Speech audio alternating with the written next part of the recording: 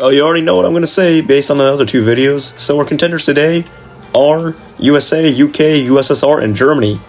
And we are going to be talking about medium tanks. Let's start off with the newest contender, UK. The first medium tank from the Brits would be the Mark A Whippet, designed in early 1918. It would be armed with 4 Hotchkiss machine guns and would be used to breach through enemy defenses. The first British medium tank in World War II would be the Mark II Vickers.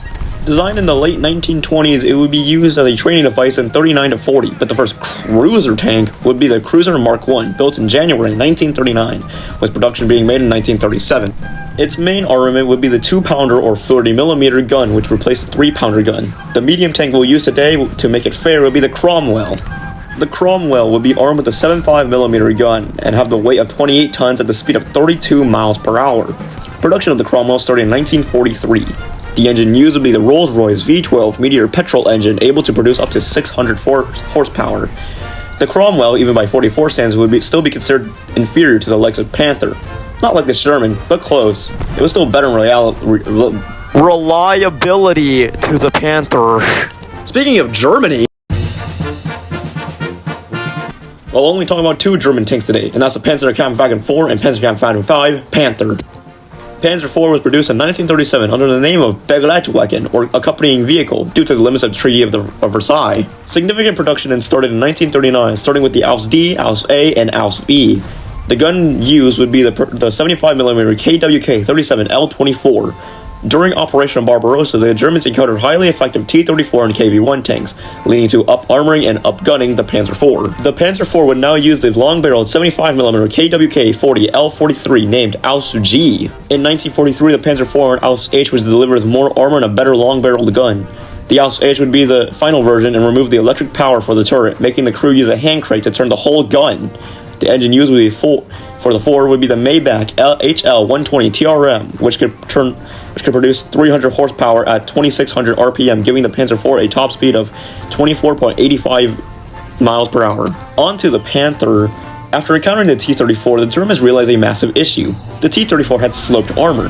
The Panzer IV, well, as you can see, it didn't. In 1942, the production of the Panther would commence and was sent out in 1943. It would use the Maybach HL230 P30 engine, producing up to 700 horsepower, though limited to 600 to reduce fire risks. The cannon used would be a 75mm KWK 42 L70 cannon, and both tanks utilized the MG34 for the coax and bow machine gun.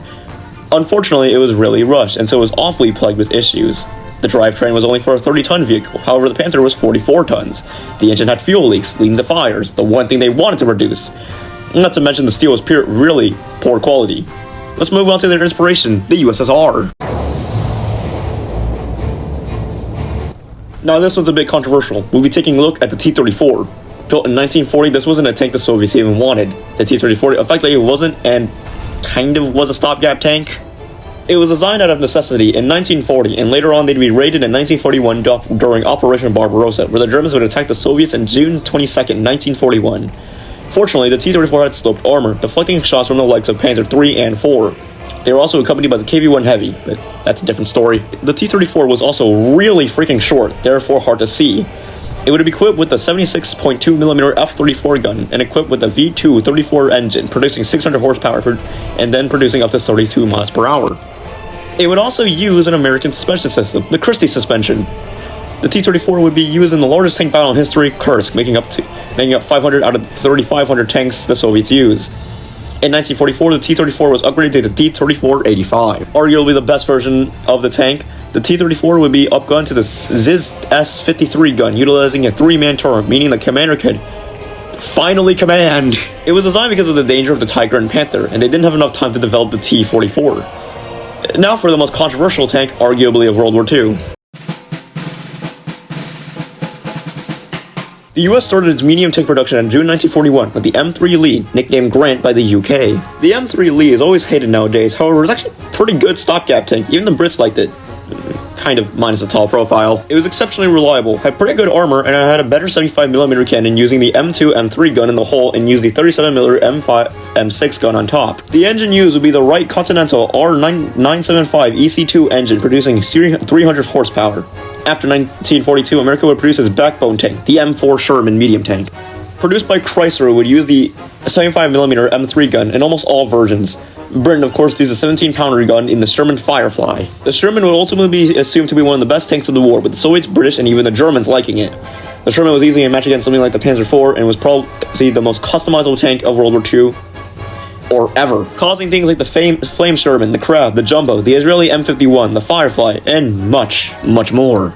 Later versions of the Sherman will be equipped with wet stowage, and the ammo will be moved to the floor, decreasing from 80% to 60% of burn rates to just 15 to 10%. In 1944, versions of the M4A1, A2, and A3 would utilize the M1A1 76mm cannon, and will use the horizontal volute suspension system, which proved incredibly effective and comfortable. The M4A3 would switch to the Ford GAA engine, which reduced 530 horsepower, which makes up speed to 46 kilometers per hour. The 76mm gun would be proved highly effective for anti-tank, being able to even penetrate the Tiger at longer distances. Kinda sucked at blowing shit up though. I forgot to say this in the previous two videos. This won't be a straight battle video. If it was, the T-34-85 and Panther will rock the shit out of Sherman and Cromwell. This is a video based off of everything and everything. So, reliability, speed, firepower, armor, and crew. So which country had the best tank? The Cromwell was good, but outmatched in firepower from all three tanks. I forgot to mention this is the best version of all tanks. So, M4A376, T-34-85, Panther Alps G, and Cromwell. The Panther Alps G, if this was a straight battle video, would easily win, but because its engine kind of sucked, it's out. So, which one wins between the Sherman M4A376 versus the T-34-85? The T-34 takes it in speed, maneuverability, low profile, and angling. Sherman takes it in wet ammo stowage, ease of maintenance, reliability, gun stabilizer, and better gun depression. Yes, I went there. While I love the T-34, it would obviously beat a Sherman. I'd give it to the Sherman. And I swear I'm not US biased. I know, in all these videos, the US has won. Trust me. Almost every country that used the Sherman loved the Sherman, and the Soviets themselves generally preferred the Sherman over the T-34 because of the better ergonomics, actual escape hatches, and less risk of the tank blowing up. But what do you all think? Do you think the Panther was reliable? T-34 was just better? Or I'm just being US biased? I'm Ghosty, and you're ghosted.